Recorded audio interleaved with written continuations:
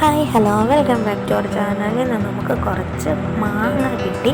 അതെന്തായാലും ഞാൻ കടുമാങ്ങ ഉണ്ടാക്കാമെന്ന് വിചാരിച്ചു. അപ്പോൾ എന്തായാലും കടുമാങ്ങ ഉണ്ടാക്കാനായിട്ട് നമുക്ക് കുഞ്ഞു കുഞ്ഞായിട്ട് നമ്മുടെ മാങ്ങ അരിഞ്ഞെടുത്തിട്ട് വരാം. ഓക്കെ, എന്തായാലും മാങ്ങ സെറ്റായിട്ടുണ്ട്. ഇതാണ് സംഭവം. ഇനി അടുത്ത സെക്ഷൻ എന്ന് പറഞ്ഞാൽ ഇതിലേക്ക് കുറച്ച് ഉപ്പും മഞ്ഞളും കൂടെ ചേർത്ത് നല്ലപോലെ മിക്സ് ചെയ്ത്, കൈക്കാട്ടോ മിക്സ് ചെയ്ത കാര്യം, നമുക്ക് കൈ കൊണ്ട് മിക്സ് ചെയ്യുമ്പോൾ ഫുള്ള് നമുക്കെല്ലാം മിക്സായി കിട്ടും. നല്ല രുചിയുമായിരിക്കും. ഇതാണ് അതിൻ്റെ ലുക്ക്. നമുക്ക് മാറ്റി വെക്കാം. ഇനി അടുത്തത് നമുക്ക് താളിക്കാനുള്ള പരിപാടിയിലേക്ക് കടക്കാം അല്ലേ. താളിക്കിന് ആവശ്യമായിട്ടുള്ള ഇൻഗ്രീഡിയൻസ് ഇതൊക്കെയാണ്. അപ്പോൾ എന്തായാലും നമുക്ക് താളിച്ചിട്ട് വരാം. ഞാൻ താളിക്കാനായിട്ട് എടുത്തിരിക്കുന്ന നല്ലെണ്ണയാട്ടോ. ഞാൻ തന്നെ അച്ചാറിടുന്ന എല്ലാവരും നല്ലെണ്ണയാണ് കൂടുതൽ യൂസ് ചെയ്യുന്നത്. കേട് വരാതിരിക്കാൻ അതാണ് നല്ലത്. ഞാൻ ഉലുവയും കടുകും ഇട്ടു.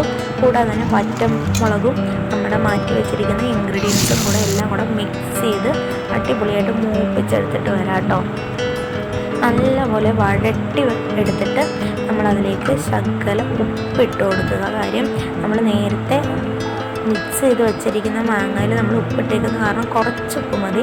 കൂടാതെ തന്നെ അടുത്ത ഇൻഗ്രീഡിയൻ്റ് എന്ന് പറഞ്ഞാൽ ഞാൻ കാശ്മീരി മുളക് പൊടിയാണ് യൂസ് ചെയ്തത്. കടുമാങ്ങയില്ലേ, അച്ചാർ പൊടി ഇട്ടില്ല, ഉലുവയൊക്കെ ആഡ് ചെയ്ത കാരണം നമുക്ക് അച്ചാർ പൊടിയുടെ ആവശ്യമില്ല. ഞാൻ കാശ്മീരി മുളക് പൊടി 2 സ്പൂൺ ഇട്ടു. പിന്നെ നമ്മൾ മാറ്റി വെച്ചിരിക്കുന്ന മാങ്ങ അതിലേക്ക് നല്ലപോലെ മിക്സ് ചെയ്ത് കൊടുത്തു. നല്ലപോലെ എല്ലാം ഇതിലേക്ക് പിടിക്കുന്ന രീതിയിൽ അടിപൊളിയായിട്ട് കുറച്ച് നേരം ഇളക്കി കൊടുത്തു കേട്ടോ. ഹാഫ് കുക്കിലേ എടുക്കാവുള്ളൂ. നല്ലപോലെ വേവിച്ചെടുക്കരുത്. മാങ്ങ വേവിച്ചെടുത്തിട്ടാണ് അതിൻ്റെ ടേസ്റ്റ് പോകും, അലുത്ത് പോകും. കുറച്ച് നേരം നമുക്കത് ഇരിക്കേണ്ടതല്ലേ, കുറച്ച് നേരമല്ല കുറച്ച് നാളുകൾ ഇരിക്കേണ്ട കാരണം നമ്മൾ ഹാഫ് കുക്കിലാണ് എടുക്കുന്നത്. ഇതിലേക്ക് നമ്മൾ കായവും കൂടെ ആഡ് ചെയ്യും. നമ്മുടെ ഇതിൻ്റെ അച്ചാറിൻ്റെ മെയിൻ ഇൻഗ്രീഡിയൻ്റാണ് കായവും വിനാഗിരി. അത് രണ്ടും നമുക്ക് ആഡ് ചെയ്ത് കൊടുക്കണം. ഇത് ആഡ് ചെയ്താലേ അതിന് ടേസ്റ്റ് ഉണ്ടാവുള്ളൂ. ഓക്കെ, എന്തായാലും ഇത്രയൊക്കെ ഉള്ളൂ നമ്മുടെ കടുമാങ്ങ അച്ചാർ. എന്നാലും എൻ്റെ തട്ടിക്കൂട്ടിയ അച്ചാറാണ്.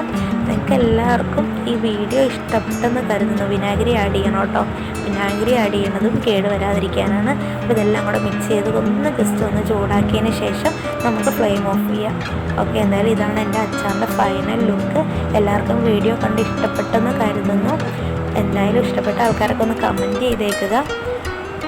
എൻ്റെ വീഡിയോ കണ്ട് ഇഷ്ടപ്പെടുന്ന ആൾക്കാർ സബ്സ്ക്രൈബ് ചെയ്യുക, ലൈക്ക് ചെയ്യുക, ഷെയർ ചെയ്യുക, ബെൽ ബട്ടണൊക്കെ അടിച്ച് പൊട്ടിച്ചേക്കണം കേട്ടോ. അപ്പോൾ എല്ലാവർക്കും ടാറ്റാ.